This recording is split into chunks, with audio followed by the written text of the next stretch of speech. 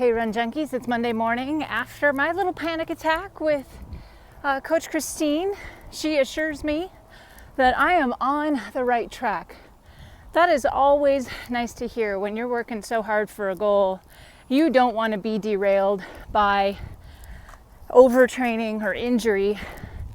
I am so close to Boulder that an injury right now would just make, just set me back all the way back to the beginning. So Coach Christine says I'm doing the right things, that I'm stressing out for really no reason. But what she encouraged me to do this week, because I was a little obsessive compulsive about my heart rate last week, she encouraged me to just not look at my heart rate. Wait, what? I've been looking at my heart rate for the last 9 months. My numbers have been pretty consistent. So she said, just stop looking at your heart rate, run by feel all week. So I have 4 runs planned that are easy runs, nice, easy pace. And then Wednesday, I have a speed workout that I will bring to you in detail because I'm looking forward to that one. I just wanted to bring you some of those thoughts and insights. It's one of the things that happens when you're out by yourself on a run. You think to yourself, what's my deal? But that's it. I am actually like 2 miles into my run. I do need to get going again. I have 5 miles to finish today, and I will check in with you tomorrow for my short run. Well, happy Tuesday, everybody. I had a couple of thoughts that I wanted to share with you. First, that time when you look at your timing device or even your phone and you say, oh, you know what, I'm almost out of battery. I should probably charge it. No, I don't need to charge it. I've got one more good run out of it. Yeah, that didn't happen. So this morning I woke up to a completely dead Garmin. I wanted to be running 10 minutes ago. I had a brilliant thought and I got it on camera and everything. The only problem was that while I was recording it, I didn't realize it, but there was a ton of graffiti. So while I'm waiting for my Garmin to charge, I figured I'd share that with you today. So what was the brilliant thought? I don't remember now, it's too early. One of the things that I learned when I was doing exclusively heart rate training, if your heart rate gets too high, you need to slow down to walk to get it back down. The reason that's a bitter pill to swallow is because it goes back to being a beginning runner. And I don't know if any of you have ever dealt with this. Our yardstick of progress is how long and how far can we go without slowing down to walk. So the longer we can run without slowing down to catch our breath becomes, okay, well, I'm getting fitter, I can run longer. There is a measurement of fitness in that, but I don't think we can exclusively look at that as that yardstick of progress. So after Coach Christine said, hey, just don't even look at your heart rate, I think it dawned on me at that time, okay, this is why I'm stressed out. But I've spent so much of my running journey learning how to run longer, run farther without slowing down to walk. That has been my measurement of progress. Slowing down to walk is important, actually. It's how we don't overtrain. It's how we find that sweet spot of what's easy and what's hard. So that was my brilliant insight. My coffee's almost gone. My Garmin probably has enough charge. I'm gonna go out for my 4-miler. So tomorrow's that speed day. I will see you on the track. I just dropped my son off at 100 Mile Club at school because I wanted to get out to get my speed work done before it started getting too hot.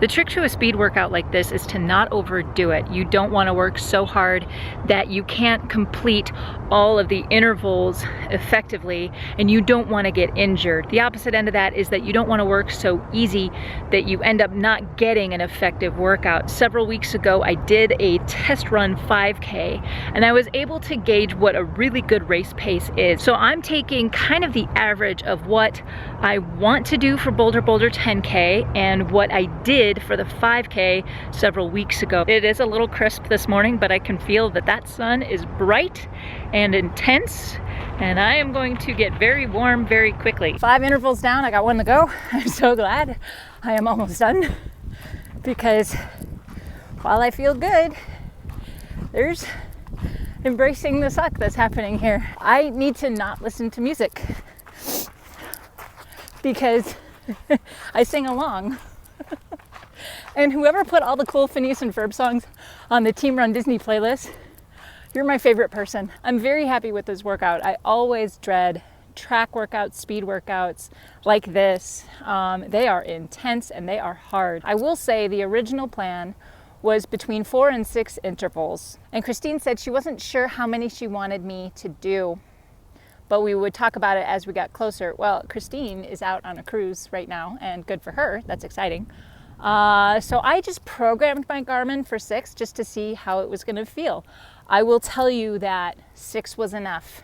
7, I don't know that I would do another interval as well as I did the first 6. By the time the 5th one rolled around and the 6th one, I was done. I could feel it. I could feel that lactic acid building up in my legs. And so now I have a very good benchmark. So when Christine comes back from her trip, I will be excited to see what she has to say about this workout. I'm also excited to see the data. So I think the data is just going to look really pretty in Garmin Connect. That's it though. What a great workout. That was exciting. So we've made it to Thursday, and every Thursday I have a cross-training option. I can choose to take the day off if I like. So today I did a total body cross-training routine that really just hits everything for about 45 minutes. But today I am struggling with a serious case of FOMO because all over social media, everybody's talking about Star Wars Dark Side Half Marathon weekend, and I'm very excited for you guys, but I'm also extremely jealous. I mean, this one has to go on my list real soon. But not only is Run Disney Star Wars Dark Side Half Marathon weekend happening at Walt Disney World, but you also have at Disneyland on the other side of the continent, you have Dapper Day. It's kind of a fashion festival for fans of Disney to kind of dress not necessarily in costume, but Disney bound their favorite characters. And it looks like so much fun. It has recently made it to my bucket list of things I want to do at Disney. Anyway, for those of you at Dapper Day, have a great time. And for those of you at Star Wars Dark Side Half, please be safe. Pay attention to on-course announcements and just have a great time. That's it for today. See you tomorrow. Happy Friday. We made it to Friday. My kiddo made it through all of his park testing.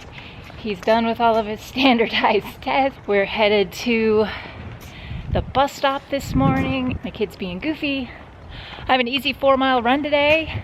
I'm getting all kinds of fun posts from what's happening at Star Wars Dark Side. But it rained last night. We had a thunderstorm, and our dog Indy, our 3-legged dog Indy,